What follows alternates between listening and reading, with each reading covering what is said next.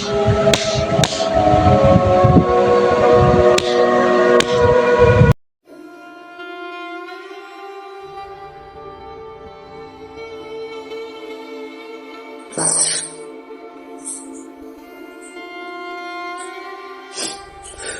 কোন রাজনীতির কোন দলের আদর্শ তবু কাছে? একজন বীর মুক্তিযোদ্ধা ছিল, যিনি নিজেই স্বয়ং যুদ্ধ করেছিলেন ৯ নম্বর সেক্টরে, যিনি একজন ছাত্র, সুশিক্ষিত, একজন বিসিএস ক্যাডার ছিলেন।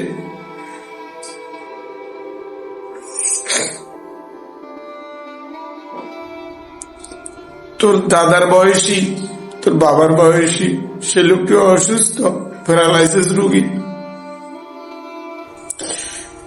তাকে এভাবে ওপেন ভিডিও করি, মব সৃষ্টি করলি, ডিম মারলি, জুতা দিয়ে তার গাল ভাই।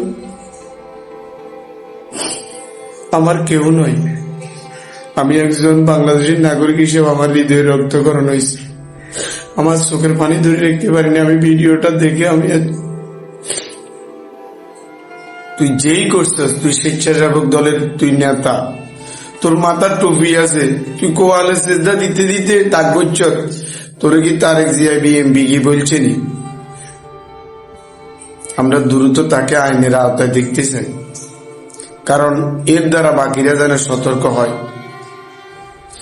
এর দ্বারা যেন আর কেউ যেন আইনের ঊর্ধ্বে না যেতে পারে। সে যত বড় আসামি হোক, তার জন্য আইন রয়েছে।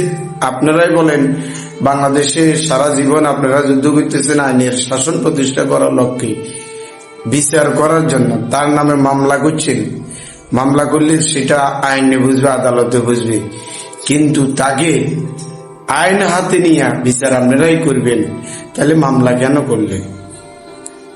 তার এই দেশের জন্য বিন্দু পরিমাণ কোন ত্যাগ দিদিকে নাই, সে কোনো ভালো কাজ করে না। সারা পৃথিবী দেখছে তার উচ্চতর কোন ছেলে মেয়ে নাই, নেত করবা তার পরিবারের কোন বিয়ে বিভার্সন লোক নাই। এভাবে একজন ভণ্ড লেবাসদারি, দাড়ি সুন্নত মাথায় রাখি, মুখে দাড়ি রাখি, মাথায় টুপি রাখি, এই শয়তান, এই লেবাসদারি একটা বাঙালি বীর মুক্তিযোদ্ধাকে, তিনি অসুস্থ, তার বয়স 90 পার হয়ে গেছে, সে কোনো কথা বলতে পারে না, সে সেখানে বাকরুদ্ধ হয়ে গেছে। তাকে এভাবে অপমান করলে আপনারা ভিডিওটা টাইমলাইনে রাখি দিন।